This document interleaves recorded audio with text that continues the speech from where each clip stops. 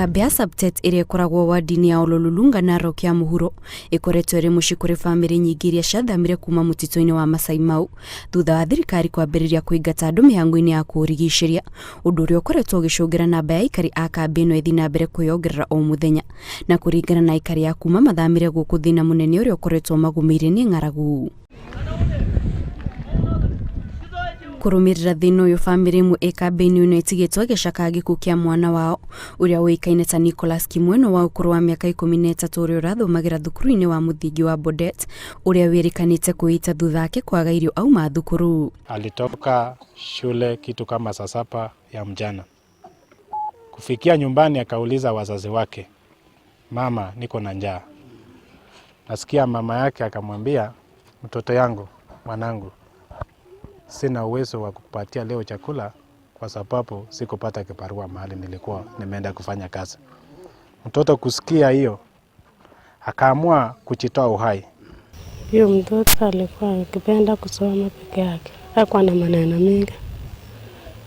Niko na watoto walikuwa ni, lakini sasa niko na 3. Aikari maugĩte atĩ ti gĩko kĩa mbere kĩa andũ kwĩruta muoyo kumana na wagi wa irio, na nĩ ũndũ ũkoretwo ũkĩyumĩria mahinda kwa mahinda. Watoto wengi hapa wamechinyonga sababu hawapati chakula. Sababu anauliza chakula, mama yake anaanza kuilia.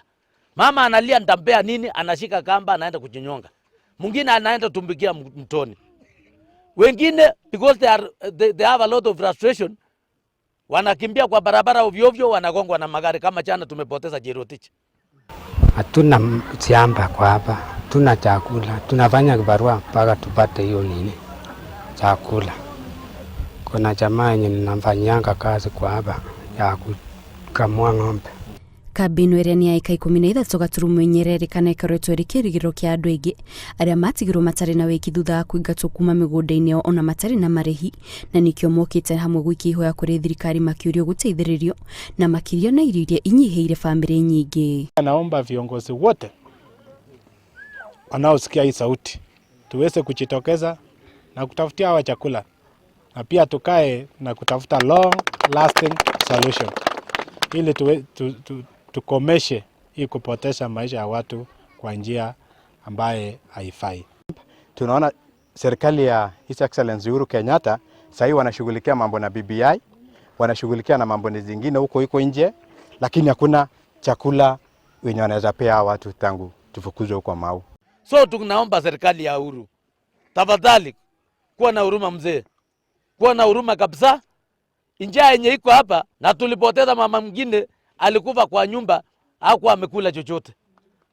Mtu akikufa hapa rais, mtu akikufa hapa hatuna mahali pa kusika. Mwĩrĩ wake mwanake ũratwarirwo nyũmba-inĩ ya mĩrĩ ya Kapkatet gũkũ bamĩrĩ ĩgĩthiĩ na mbere kwarĩrĩria mathiko. Ngiriboti Rainoro TV, njĩtagwo Kit Muthoni.